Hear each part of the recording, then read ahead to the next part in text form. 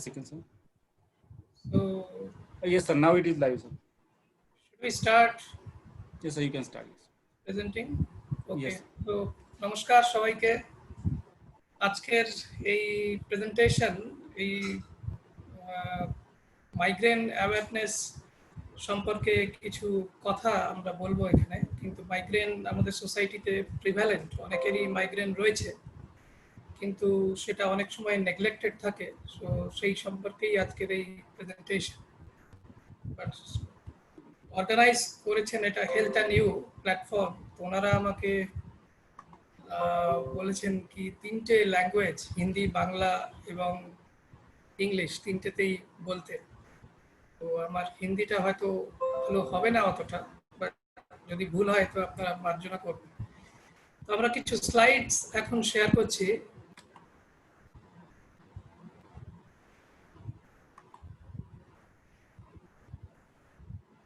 Santosh ji,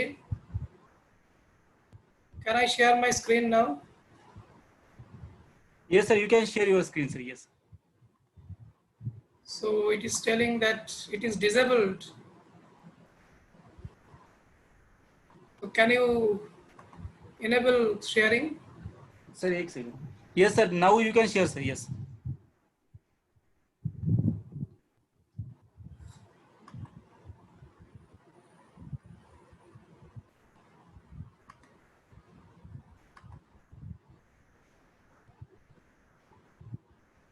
So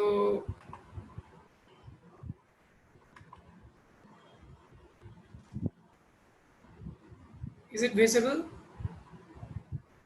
Yes, sir. Yes. So this talk is regarding migraine awareness. Migraine রোগটা সম্পর্কে সচেতনতা জাগানোর জন্যই এই আজকের প্রেজেন্টেশনটা। তো যেটা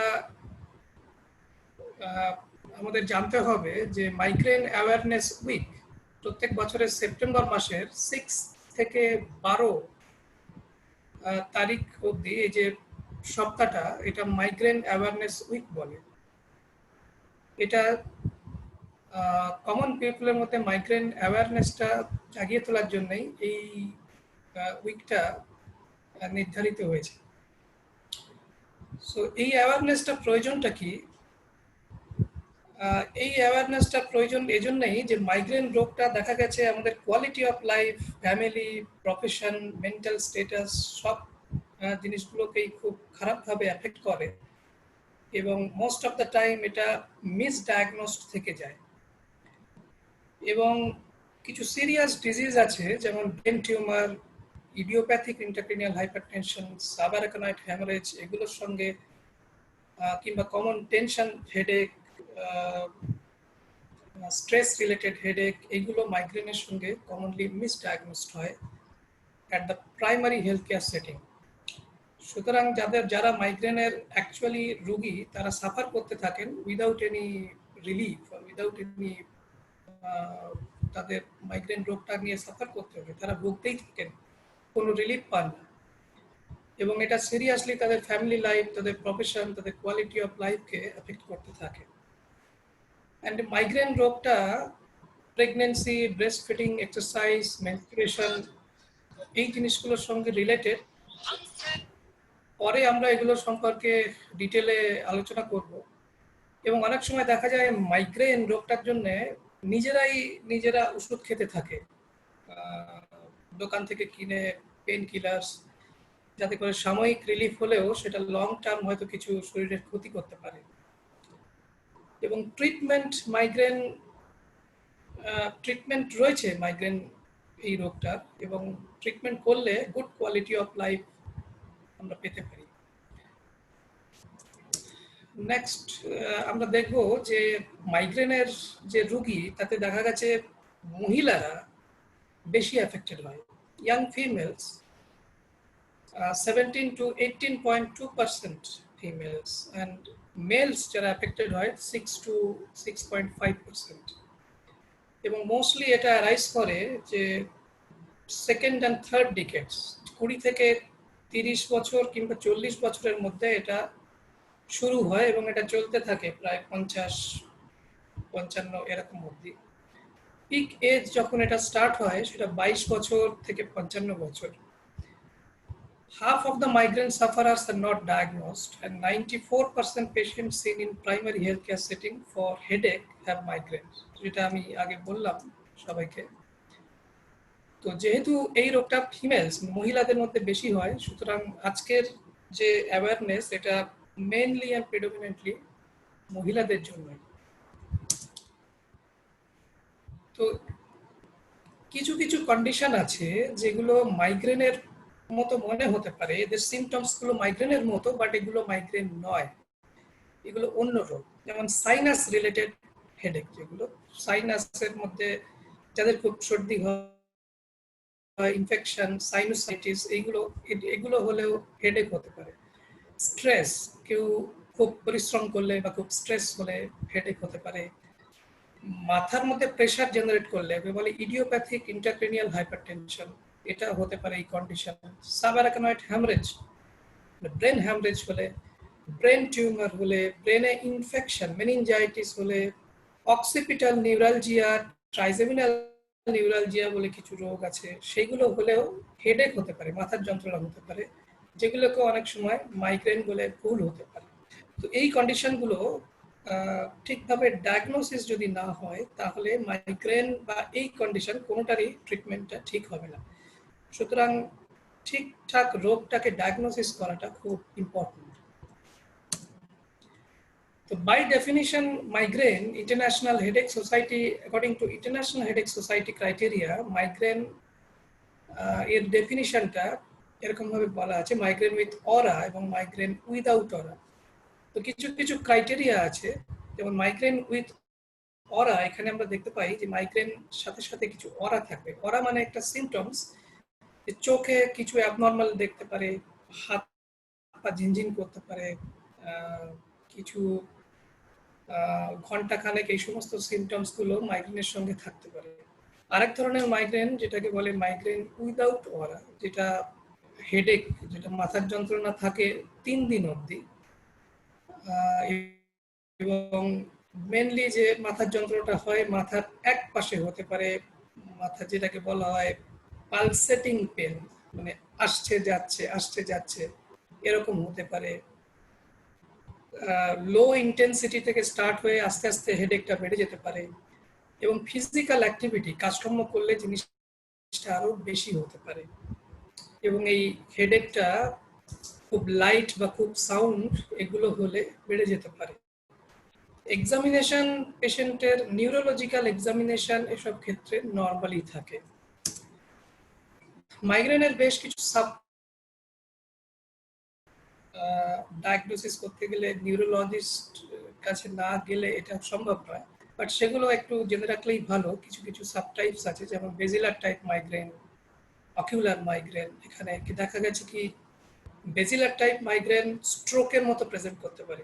স্ট্রোকের কিছু কিছু সিমটমস, কথাবার্তা জড়িয়ে যাচ্ছে, মাথা ঘুরছে, চোখে দুটো দেখছে, কানে কানে আওয়াজ হচ্ছে, শুনতে পাচ্ছে না ভালো, ফিলিং অফ ইমব্যালেন্স বা ইনকোঅর্ডিনেশন, হাত পা ঝিনঝিন করছে, কনসাসনেস লেভেলটা মানে ঠিক মতো জ্ঞান নেই হয়তো, এইরকম সিমটমস থাকতে পারে বেজিলার মাইগ্রেন। অকিউলার মাইগ্রেন বলে একটা সিচুয়েশন আছে যেখানে রিপিটেড ব্লাইন্ডনেস হতে পারে, বারবার চোখে দেখার অসুবিধা হতে পারে, এবং এই অকুলার মাইগ্রেন 1 ঘন্টার কম সময় ধরে, recurrent and repeated attacks of blindness less than 1 hour, followed by headache. Menstrual migraine বলে একটা কন্ডিশন আছে, যে severe headache, migrainous headache during menstruation. Menstruation ছাড়া বাকি টাইমে হয়তো হেডেক হচ্ছে না, so these are called menstrual migraine. Hemiplegic migraine বলে একটা কথা আছে। তো এই মাইগ্রেনটা, migraine is associated with one-sided weakness, ডান দিক বা বাঁ দিক উইক হয়ে গেল, ডান দিক কাজ করছে না, বাঁ দিক কাজ করছে না। So this is called hemiplegic migraine. Familial hemiplegic migraine, this is another condition. This is a hereditary, this is running in the family. Migrainous vertigo. There is a condition called migrainous vertigo. তো patient এই migrainous vertigo পেশেন্টের predominant symptoms चक्कर आता है. They will complain that they will have some reeling sensation. बोलेगा चक्कर आता है, माथा घूरছে. And এটা 7 to 9% patients they present as a dizzy or with vertigo.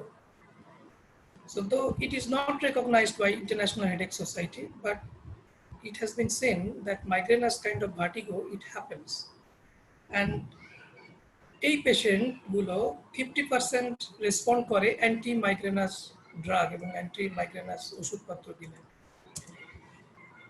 Migraine mechanism, মাইগ্রেনটা কি রোগ? মাইগ্রেনটা হচ্ছে কাইন্ড অফ হেডেক এবং এটা কিভাবে হয়, কেন হয়, এই মেকানিজমটা এখনো অবধি সঠিকভাবে জানা যায়নি। But there R some hypothesis, কিছু কিছু মেকানিজম যেগুলো ভেবে নেওয়া হয়েছে from many studies, animal studies, clinical studies, এগুলোতে দেখা গেছে যে ব্রেনের মধ্যে কিছু কেমিক্যালস থাকে, যেমন সেরোটোনিন, সাবস্টেন্স পি, নিউরোকাইনিন, ক্যালসিটোনিন, জিন রিলেটেড পেপটাইড। এই কেমিক্যালসগুলো এর যখন বেড়ে যায়, যখন কমে যায়, তখন হেডেকটা বেড়ে যায়।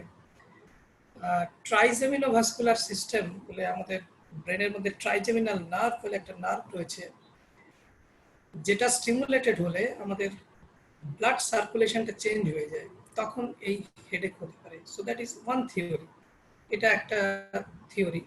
অন্য একটা থিওরি যেটা এক্সট্রাক্রেনিয়াল আর্টেরিয়াল ভেসোডাইলেটেশন, আমাদের চামড়া বা মাসলের মধ্যে যে ব্লাড ভেসেলগুলো রয়েছে তার মধ্যে ব্লাড সার্কুলেশনটা বেশি হয়ে যাওয়ার জন্য এই হেডেকটা হয়।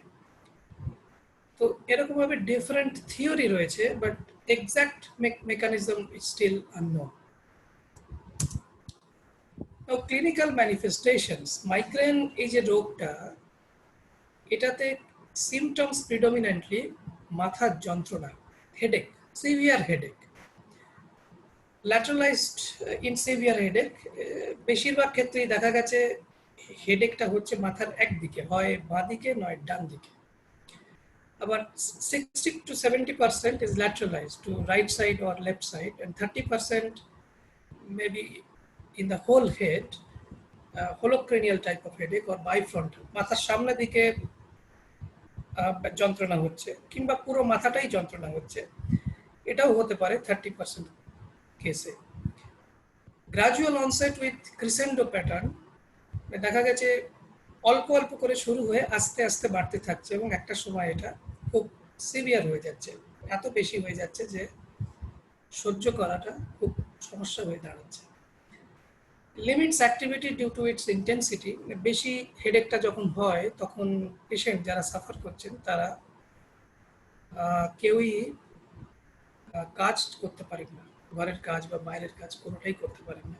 ওয়ার্সেন্ড বাই র্যাপিড মোশন, হাঁচি হচ্ছে বা স্ট্রেনিং হচ্ছে, এক্সারশন হচ্ছে, কিংবা হেডটা যদি মাথাটা নাড়াতেও পারছেন না, মুখে বা ব্যথা নামতে পারে, মাথায় টাচ করলেই তাদের ব্যথা হতে পারে, কিছু পেটের অসুবিধা থাকতে পারে অ্যাসোসিয়েটেড, মুখটা লাল হয়ে যাচ্ছে, চোখ দিয়ে জল পড়ছে, নাক দিয়ে জল পড়ছে, নাকটা কনজেস্টেড হয়ে যাচ্ছে, মাথা ঘুরছে, এই সিমটমসগুলো সব অ্যাসোসিয়েটেড থাকে এই ধরনের প্রচন্ড হেডেক, যেটা মাইগ্রেনাস টাইপ অফ হেডেকের সঙ্গে।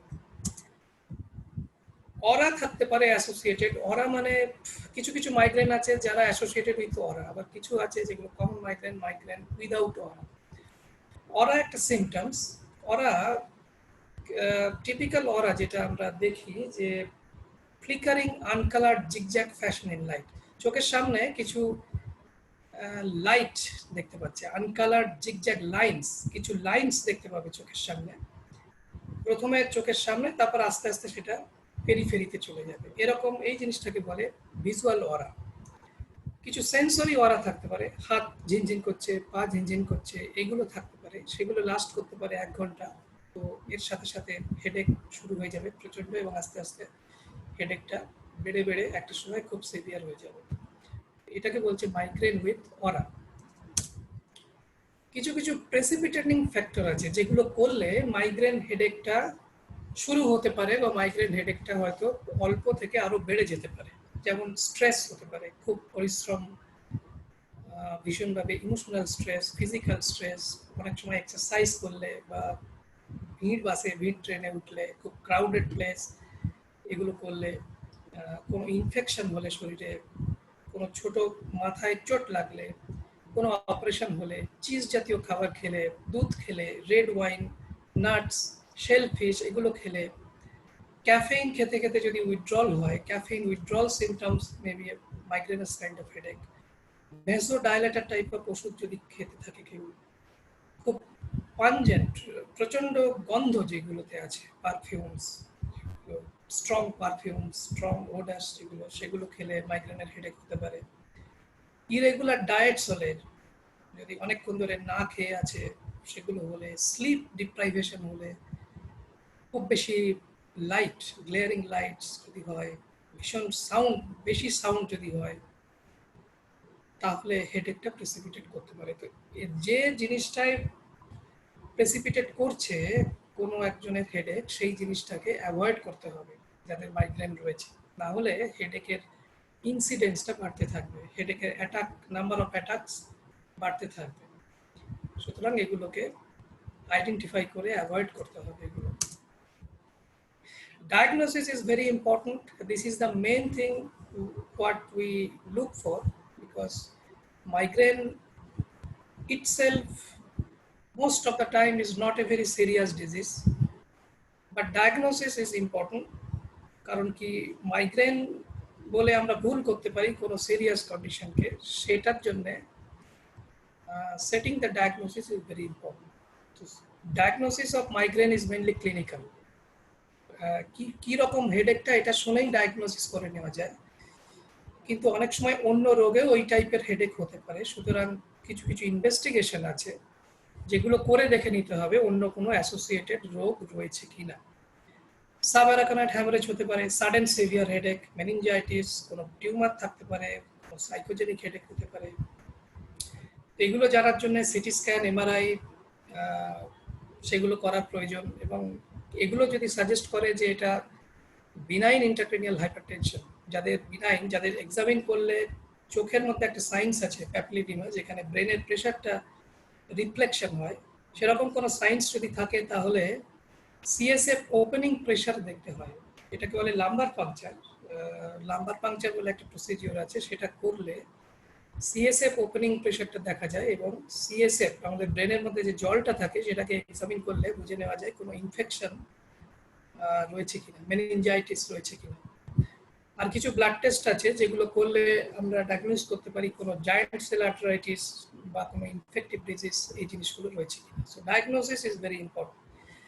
ডায়াগনোসিসটা ঠিকঠাক করাটা খুব ইম্পর্টেন্ট। মাইগ্রেন, একবার মাইগ্রেনের ডায়াগনোসিস যদি হয়ে যায়, ইট ইজ এ মাইগ্রেন, কোনো অন্য রোগ নেই, তাহলে মাইগ্রেনের ট্রিটমেন্টটা অনেক সময় সেট করে দেওয়া যায়। যাদের খুব বেশি অ্যাটাক নেই তাদের শুধুমাত্র কিছু সিম্পল ওষুধ দিলেই হয়ে যায়, যাদের ফ্রিকোয়েন্ট অ্যাটাকস বারবার হচ্ছে তাদের ওষুধ দিতে হয়, বাট ডায়াগনোসিসটা সব থেকে বেশি ইম্পর্টেন্ট এই জাতীয় ক্ষেত্রে।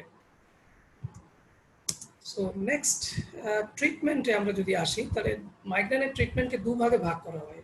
এক হচ্ছে যাদের খুব সিভিয়ার হেডেক হচ্ছে তাদের হেডেকটা কমাতে হবে, 2 নম্বর হচ্ছে যাতে হেডেকটা না হয় সেজন্য কিছু ওষুধপত্র দিয়ে হেডেকটা প্রিভেন্ট করতে হবে। তো এই দুটো পার্টে ট্রিট করা হয়। যাদের হেডেক হচ্ছে মাসে 3-4টে সিভিয়ার হেডেক, খুব বেশি হেডেকের অ্যাটাক হচ্ছে, তাদের কিছু ওষুধ দেওয়া হয় যাতে আর হেডেকটা না হয়, ইট ইজ প্রিভেন্টিভ, যাতে আর হেডেকটা না হয়। কিন্তু যাদের হেডেক শুরু হয়ে গেছে অলরেডি এবং একটা খুব সিভিয়ার ফর্মে চলে গেছে, তাদের জন্য কিছু ওষুধ আছে যেগুলো দিয়ে হেডেকটাকে অ্যাভয়েড করে দেওয়া হয়। তো ডিফারেন্ট কাইন্ড অফ থেরাপি আছে, স্টেপ, স্ট্র্যাটিফাইড অ্যান্ড স্টেজড, যেগুলো একটু পিওর মেডিকেল টার্মস, তো ওখানে অতটা আমরা নাও আসতে পারি। বাট অ্যাবর্টিভ থেরাপি মেনলি যেটা বলা হয় যে হেডেকটাকে কমিয়ে দেওয়া, অ্যালিভিয়েট দ্য সিমটমস, যে জন্য কিছু analgesics, opioid analgesics, NSAID type of ওষুধ, প্যারাসিটামলস, ক্যাফেইন, সিম্প্যাথোমাইমেটিক্স, ট্রিপট্যানস, এই জিনিসগুলোকে ইউজ করা হয়। এবং সঙ্গে যদি একটু বমির ভাব থাকে তাহলে মিটোক্লোপ্রামাইড এই জিনিসগুলো ইউজ করা যায়, ডমপেরিডন, সিম্পল ড্রাগস এগুলো ইউজ করলে অনেক সময় মাইগ্রেনের অ্যাটাকটা, অ্যাকিউট অ্যাটাক যেগুলো হেডেক শুরু হয়ে গেছে যাদের, তাদের হেডেকটা কমে যেতে পারে। তো অ্যাবর্টিভ স্ট্র্যাটেজি যেটা আগে আমরা দেখলাম, stepped and stratified and staged এরকম ভাবে ভাগ করা যায়। তো সেগুলোর জন্য ডাক্তারের কাছে আসলে এইগুলো স্টেজিং গুলো করা যায়, সেগুলো নিজেরা করা মুশকিল। এখানে কিছু কিছু ওষুধ রয়েছে যেগুলো mild category, moderate category, severe category এরকম ক্লিনিক্যাল কিছু ক্যাটেগরাইজেশন করে কি ওষুধ লাগবে বা কোনটায় ওনার উপকার হবে সেগুলোকে সিলেক্ট করা যায়। তো একে বলে অ্যাবর্টিভ স্ট্র্যাটেজিস। প্রিভেন্টিভ থেরাপির মধ্যে কিছু দেখা যায় যে যাদের খুব সিভিয়ার অ্যাটাক হচ্ছে, মাসে 3টে বা 4টে, খুব এত সিভিয়ার যে তারা বেড থেকে উঠতেই পারছে না, completely bedridden because of migrainous kind of headache, তাদের জন্য প্রিভেন্টিভ থেরাপি দরকার। তো এতে করে দেখা গেছে preventive therapy at least 60% reduction of headache intensity, so that it can be controlled by simple medications. Preventive therapy করলে হেডেকের ফ্রিকোয়েন্সি এবং হেডেকের ইন্টেন্সিটি অনেক কমে যায়, এবং মাইল্ড হেডেক যদি থাকে তাহলে সেটা সিম্পল ওষুধেই কন্ট্রোল হয়ে যায়। তো এই প্রিভেন্টিভ থেরাপি ইজ ইম্পর্টেন্ট। যে সমস্ত পেশেন্ট বা রোগীর বারবার সিভিয়ার হেডেক হচ্ছে তাদেরকে প্রিভেন্টিভ থেরাপি দিয়ে দেওয়াটাই যুক্তিসঙ্গত, না হলে কোয়ালিটি অফ লাইফ খুব এফেক্ট হতে থাকে। তো মেনলি যে ওষুধ দেওয়া হয় সেটাকে বলে অ্যামিট্রিপটাইলিন, বিটা ব্লকার্স, প্রোপানোলল, এই সমস্ত ওষুধ এগুলো দিয়ে দেওয়া হয়। অ্যামিট্রিপটাইলিন অ্যান্ড বিটা ব্লকার্স এই কম্বিনেশনটা কমনলি ইউজ করা হয়, এবং কিছু কিছু পেশেন্টদের কিছু কিছু লাইফস্টাইল মডিফিকেশনস, যেমন যেগুলোতে প্রেসিপিটেটিং ফ্যাক্টরগুলো, স্পেশালি খাওয়া দাওয়ার হ্যাবিটটা যদি ঠিক না থাকে, এগুলোকে একটু মডিফাই করা প্রয়োজন। এবং বায়োফিডব্যাক যেটাকে বলা হয়, পেশেন্টের সঙ্গে কিভাবে তার রেসপন্স হচ্ছে, কি তার একটা ডায়েরি মেনটেন করা এবং সেগুলোকে ফিডব্যাক, এগুলো অ্যাজ এ ফিডব্যাক ইউজ করা। ক্যালসিয়াম চ্যানেল ব্লকার্স এগুলো, এই জাতীয় ওষুধও ইউজ করা যেতে পারে। বোটক্স আরেকটা ইনজেকশন, বোটক্স বলে একটা ইনজেকশন রয়েছে, সেটা যদি ইউজ করা যায় সেটাও ইউজ করা যায়। মাইগ্রেন যাদের ওষুধে ভালো রেসপন্স হচ্ছে না তাদের বোটক্স দেওয়া যায়। এখানে আমরা দেখতে পাচ্ছি আমাদের যে মাসেল থাকে মাথার দুই পাশে, এটাকে বলে টেম্পোরালিস মাসেল, এখানে ইনজেকশন দিলে 51% migraine patient can be treated. এটা একবার দিলে হয়তো 4 মাস ভালো থাকবে, এবং 38% পেশেন্টস এরকম যদি দেওয়া যায় তাহলে 2.7 মাস ভালো থাকবে, 3 মাসের মতো। The randomized trial showed significant improvement in headache frequency with multiple treatments. বারবার 4 মাস বা 3 মাস অন্তর বোটক্স ইনজেকশনটা নিলে অ্যাটাকস অনেক কম থাকে। তো যাদের খুব সিভিয়ার অ্যাটাকস, ওষুধপত্র খেয়ে যাদের লাভ হচ্ছে না তাদেরকে বোটক্স দেওয়া যেতে পারে, বা ওষুধপত্রের সাইড এফেক্টস হচ্ছে যাদের, টলারেট করতে পারছে না, এরকম মানুষদের botox is a good option. তো একটা প্রশ্ন থাকে যে অনেকে ভাবে কি মাইগ্রেন আর স্ট্রোক দুটো রিলেটেড। তো দুটো relation, actually migraine is a different disease আর stroke is a different disease, দুটো আলাদা রোগ, দুটো এক জিনিস না। তো রিসার্চ করে দেখা গেছে যে দুটো ইন্ডিপেন্ডেন্ট ডিজিজ, দুটো একরকম ডিজিজ নয়। সুতরাং মাইগ্রেন অ্যাটাক স্ট্রোক নয়, এটা কমপ্লিটলি একটা ডিফারেন্ট রোগ, ডিফারেন্ট ডিজিজ। বাট স্ট্রোকটাকে অনেক সময় মাইগ্রেন বলে ভুল হতে পারে, সেই জন্যই আমি যেটা বলেছি আগে, ডায়াগনোসিসটা খুব বেশি ইম্পর্টেন্ট, যেটা মাইগ্রেন না স্ট্রোক না অন্য কিছু রোগ। এই জন্যই ইনভেস্টিগেট করে দেখে নেওয়া দরকার যে মাইগ্রেন বলে যেটাকে ধরে নেওয়া হচ্ছে সেটা মাইগ্রেন নাও হতে পারে। So diagnosis is the only thing which is important. Risk of ischemic stroke was significantly increased for the following subgroups. কিছু কিছু সাবগ্রুপস অফ পেশেন্ট আছে, যেমন ওমেন উইথ মাইগ্রেন, যাদের মাইগ্রেন রয়েছে তাদের দেখা যাচ্ছে কি ইসকেমিক স্ট্রোক হতে পারে তাদের, তার সেটা রিস্কটা তাদের হাই রিস্ক গ্রুপ। দুটো রোগ ডিফারেন্ট হলেও স্ট্রোকের রিস্কটা তাদের বেশি থাকে, যেটা মেন বা পুরুষদের মধ্যে থাকে না। Women with migraine has a greater risk of having ischemic stroke in future. যাদের মাইগ্রেন রয়েছে এবং যারা 45 বছর বয়সের কম, তাদের রিস্ক অফ ইসকেমিক স্ট্রোক অনেক বেশি থাকে। স্মোকার্স যারা মাইগ্রেন রয়েছে, মাইগ্রেন উইথ অরা যারা স্মোক করছেন যে সমস্ত মহিলারা, তাদের ইসকেমিক স্ট্রোক মানে স্ট্রোক হওয়ার রিস্কটা অনেক বেশি রয়েছে। এবং যে সমস্ত মহিলা কন্ট্রাসেপটিভ পিলস ইউজ করছেন ফর দ্য ফ্যামিলি প্ল্যানিং এবং যাদের মাইগ্রেন উইথ অরা রয়েছে, তাদের রিস্ক অফ স্ট্রোকটা একটু বেশি। But overall risk of stroke in a migraine patient is actually less unless they fall in this subgroup. Now planning a pregnancy, যাদের migraine রয়েছে তাদের অনেক সময় প্রশ্ন থাকে যে মাইগ্রেন থাকলে কি প্রেগন্যান্সি নেওয়া যায়? The answer is yes. Is pregnancy is migraine দুটো জিনিস আলাদা। সো প্রেগন্যান্সির সঙ্গে মাইগ্রেনের কোনো সম্পর্ক নেই। মাইগ্রেন থাকলে অবশ্যই প্রেগন্যান্সি নেওয়া যায়, কিন্তু যেটা মনে রাখতে হবে যে মাইগ্রেনের জন্য যে ওষুধপত্রগুলো খেতে হয়, যে প্রিভেন্টিভ ওষুধ যেগুলো অ্যামিটিপটাইলিন, বিটা ব্লকার্স কিংবা অন্য ওষুধ যেগুলো ইউজ করা হয়, সেগুলো প্রেগনেন্সি টাইমে অ্যাভয়েড অবশ্যই করতে হবে, পার্টিকুলারলি ফার্স্ট 12 উইকসের মধ্যে। ফার্স্ট 12 উইকস মানে 3 মাস, প্রথম 3 মাস প্রেগনেন্সির এই সমস্ত ওষুধ, মাইগ্রেনের ওষুধ, অ্যাপার্ট ফ্রম অনলি প্যারাসিটামল, এই ওষুধগুলোকে অ্যাভয়েড করাটাই বাঞ্ছনীয়। এবং মাইগ্রেন উইদাউট অরা, দেখা যাচ্ছে মাইগ্রেন উইদাউট অরা, যে সমস্ত মাইগ্রেন পেশেন্টের অরা নেই, তাদের ফার্স্ট 3 মান্থস অফ প্রেগনেন্সিতে মাইগ্রেনটা ইমপ্রুভ হচ্ছে। এটা দেখা গেছে মাইগ্রেনের যে মাথার যন্ত্রণা সেটা ইমপ্রুভ হয় প্রথম 3 মাসে যাদের কমন মাইগ্রেন বা মাইগ্রেন উইদাউট অরা থাকে। আর যাদের মাইগ্রেন উইথ অরা, সেটা দেখা গেছে যে হয়তো প্রেগনেন্সি টাইমে আর একটু ডিটোরেট করতে পারে, ওয়ার্স হতে পারে, বেশি হতে পারে।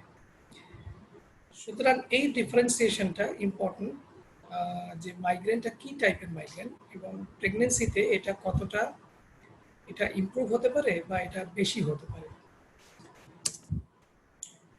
Exercise and it's effect on migraine. অনেক সময় দেখা গেছে কি এক্সারসাইজ করলে, যারা রানিং করছে, যারা জগিং করছে কিংবা জিমে গিয়ে এক্সারসাইজ করছে, তাদের জন্য অনেকের মাইগ্রেনটা বেড়ে যাচ্ছে। বাট অ্যাকচুয়ালি দেখা গেছে যে moderate regular exercise can be an effective way to reduce the frequency of attacks. মাইগ্রেনটা অ্যাকচুয়ালি যারা এক্সারসাইজ করে ডেলি, তাদের মাইগ্রেনাস অ্যাটাক কম হয়। কিন্তু যাদের বেড়ে যাচ্ছে এক্সারসাইজ করলে মাইগ্রেনটা, তাদের অ্যাকচুয়ালি এক্সারসাইজ করার জন্য বেড়ে যাচ্ছে তা না, এক্সারসাইজের জন্য যে বডিতে ডিহাইড্রেশন হয়, যে বডিতে এনার্জি এক্সপেন্ডিচার হয়, সেইটার জন্য মাইগ্রেনটা ট্রিগার অ্যাজ এ ট্রিগার কাজ করছে এক্সারসাইজটা।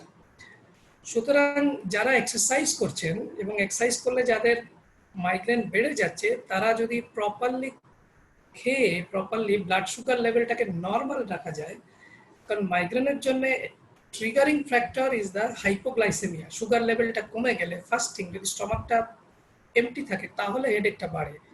Exercise itself is not a triggering factor, but the consequences of exercise may be A triggering factor.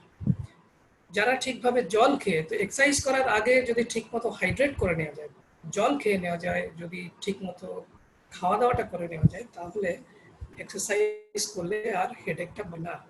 এবং এটা মনে রাখতে হবে যে প্রপার এক্সারসাইজ শুরু করার আগে কিছুটা ওয়ার্ম আপ করতে হবে, যাতে মাসেলগুলোকে আস্তে আস্তে প্রাইম করে দেওয়া যায়। But unaccustomed exercise may be a bad thing, but exercise accustomed হতে হতে আস্তে আস্তে, তাহলে এক্সারসাইজ কিন্তু আর মাইগ্রেনের ট্রিগার হিসেবে কাজ করবে না। সো কনক্লুশন, আমরা বলতে পারি migraine or cause of the headache, cause of the headache, এটা important. Diagnosis properly should be neglected, should not be neglected. Diagnosis is important. and treatment of migraine can give a good quality of life. So these are the references, and thank you. So Santosh ji. Yes, sir. So can There you is hear one me? question, sir, in the chat box.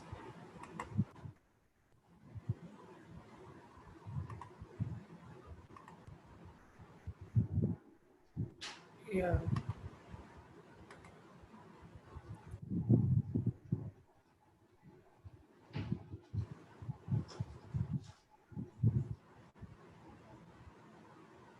Can you suggest some vitamin support to prevent migraine? Yes, vitamin B12, sometimes vitamin D. So multivitamin, vitamin B12, mainly vitamin B12. So vitamin uh, B12, D, E. So these are the things. Yes, so vitamin B12, vitamin D, vitamin E. These are sometimes preventive. This prevents migrainous attacks or headaches.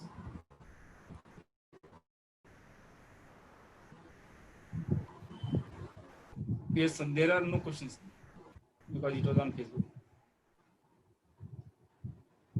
Yes. So any other queries or any no other queries? No?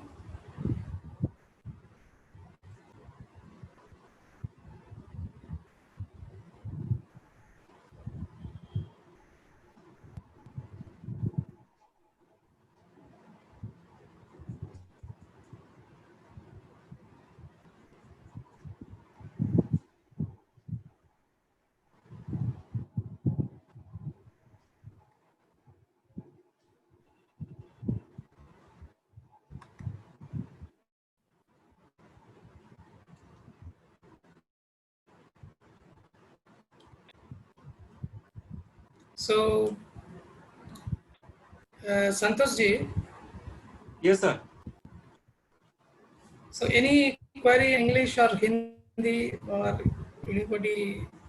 So there are so many queries in the chat box that prevent kaisa You can. kare, Huh? how to prevent Yeah, you migraine. can read me. I can answer it. Yeah, yeah. How to prevent migraine? So one is we have to see the precipitating factors. How it is initiating migraine. Should I tell in Bengali or English or? Both we They can. have asked Yes, in yes. English, no? Yes, sir. So Yes. for prevention, we have to use some drugs. We have to use some medicines like amitriptyline and beta blockers, or sometimes divalproate sodium, topiramide. These are the drugs by which we can prevent the recurrent attacks of severe migraine. So those are the medications. Some vitamins also, vitamin B12, D, and vitamin E. And it has been seen there is some precipitating factors like a very crowded place, very loud sound, very glaring lights, fasting, empty stomach, low sugar level, very mental stress and physical stress. So these are the precipitating factors which sleep deprivation. So we have to prevent those precipitating factors, which is initiating migrainous headache or migrainous attack. So those two things we have to see, that some medicine to prevent migrainous attacks, and uh, we have to avoid the precipitating factors. So that's all about the prevention. Any other question? So there is in chat box. Yeah.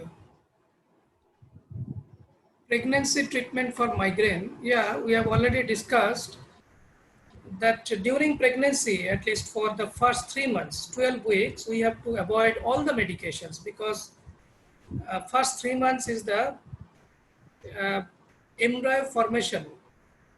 The bacha তৈরি হয় যে 3 মাসে, সেই 3 মাস এই ওষুধগুলো avoid করাই উচিত। We have to avoid all the medications apart from the simple drugs like a paracetamol for severe headache. Otherwise you can use some balms, head massage, something like that. So it has been seen that migraine without aura actually improves with pregnancy, but migraine with aura can deteriorate with pregnancy. So pre-pregnancy diagnosis is important, that what kind of migraine it is, and accordingly the treatment will be planned. But by and large, the drugs should be avoided during pregnancy. So that is the thing. And something like that. So it has been So seen that another one migraine attack कैसे avoid करें sir? Migraine attack avoid करने के लिए दवाई खाना पड़ेगा। सो कुछ दवा जो हमने बोला है, प्रेसिपिटेटिंग फैक्टर्स जो करने से हेडेक ज़्यादा होता है, जैसे कि ज़्यादा साउंड, ज़्यादा सनलाइट, ज़्यादा माने खाली पेट रहने से, ज़्यादा स्ट्रेस लेने से, नींद नहीं आने से, तो ये सब प्रेसिपिटेटिंग फैक्टर को अवॉइड करना होगा. That is one thing, avoidance of the precipitating factor. Number 2, some medications, amitriptyline, beta blockers, topiramide, kind of few medicines खाना होगा. So ये होगा नहीं, अवॉइड कर सकेगा.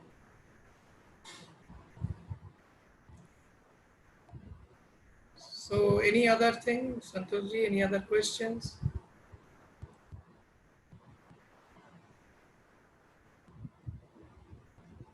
पेन किलर ले सकते हैं क्या? Painkiller is not good for migraine. आपको अगर रिपीटेड अटैक्स होता है, repeated attacks, then preventive medicine is fine. You have to preventive medicine खाने से आपको शरीर में कुछ क्षति नहीं होगा, there will be no harm. But painkiller आपको हार्म कर सकता है. पेन किलर खाने से स्टमक में अल्सर हो सकता है, ज़्यादा खाने से किडनी प्रॉब्लम हो सकता है. सो पेन किलर अवॉइड करना चाहिए. पैरासीटामोल आप खा सकते हैं, बट अटैक्स अगर बार बार होता है, 3-4 अटैक्स महीना में, अगर 3 और 4 वेरी सीवियर अटैक होता है, तो प्रिवेंशन के लिए जो मेडिसिन है वो खाना ही ठीक है. ज़्यादा पेन किलर ठीक नहीं है. खा सकता है 1-2, माने sometimes you can take off and on, but not much. That is the thing. छुटकारा कैसे पाए सर माइग्रेन से परमानेंटली? परमानेंटली तो एक उम्र है, उसके बाद छुटकारा अपने आप मिल जाएगा. So up to that age medicine continue करना पड़ेगा एंड दोस फैक्टर्स. छुटकारा is by natural process. 45 years, 50 साल से बाद अपने आप चला जाएगा. तो you have to wait for correct time to come. সঠিক সময় না আসা অবধি অপেক্ষা করা ছাড়া কোনো উপায় নেই. আর ততদিনের জন্য आपको मेडिसिन खाना पड़ेगा. सही समय के लिए आपको वेट करना पड़ेगा.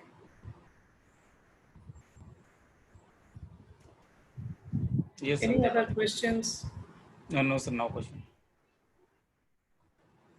Yes. So most important thing is the diagnosis. As of now, our conclusion will be only for diagnosis and diagnosis. Treatment तो there is some medicines. ज़्यादा पेन किलर ठीक नहीं है. Only paracetamol will be fine. So that is the basic form, basic teaching, basic concept.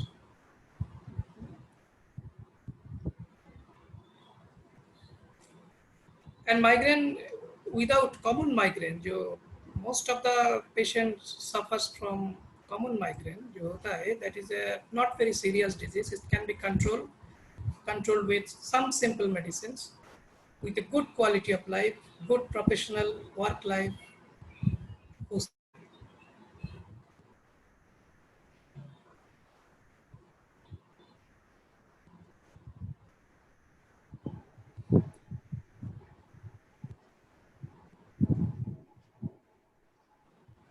So